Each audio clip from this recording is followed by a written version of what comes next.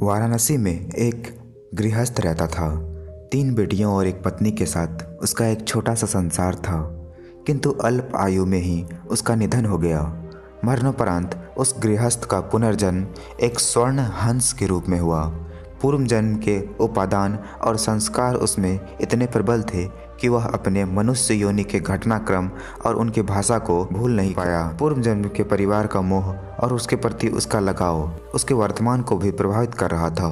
एक दिन वह अपने मोह के आवेश में आकर वाराणसी को उड़ चला, जहां उसकी पूर्व जन्म की पत्नी और 3 बेटियां रहा करती थी।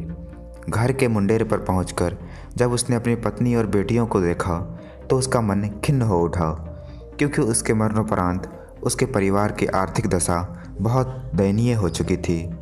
उसकी पत्नी और बेटियां अब सुंदर वस्त्रों की जगह चिथड़ों में दिख रही थी। वैभव के सारे सामान भी वहां से तिरोहित हो चुके थे। फिर भी पूरे उल्लास के साथ उसने अपनी पत्नी और बेटियों का आलिंगन कर उन्हें अपना परिचय दिया और वापस लौटने से पूर्व उन्हें अपना एक सोने का पंख भी देता गया, जिसे बेचकर उसके परिवार वाले अपने दारिद्र्य को कम कर सके। इस घटना के पश्चात हंस समय समय पर उनसे मिलने वाराणसी आता रहा और हर बार उन्हें एक सोने का पंख देकर जाता था।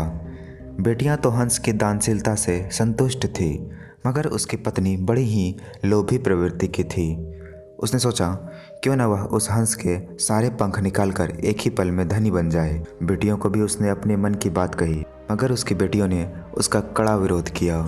अगली बार जब वह हंस वहां आया तो संयोगवश उसकी बेटियां वहां नहीं थी। उसकी पत्नी ने तब उसे बड़े प्यार से पुचकारते हुए अपने करीब बुलाया।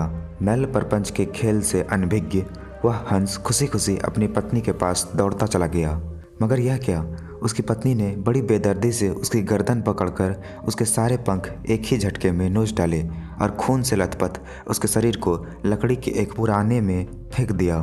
फिर जब वह उन सोने के पंखों को समेटना चाह रही थी तो उसके हाथों में सिर्फ साधारण पंख ही लग सके, क्योंकि उस हंस के पंख उसकी इच्छा के प्रतिकूल नोचे जाने पर साधारण हंस के समान हो जाते थे।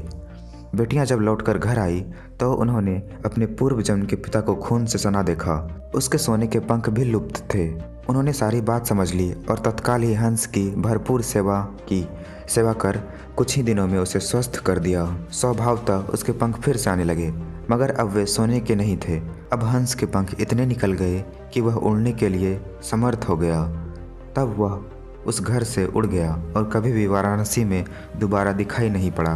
तो दोस्तों, हमें इस कहानी से यह सीख मिलती है कि हमें जो चीज़ जितना मिले हमें उसमें ही खुश रहना चाहिए। अधिक लोभ करना हमारे लिए सही नहीं होता।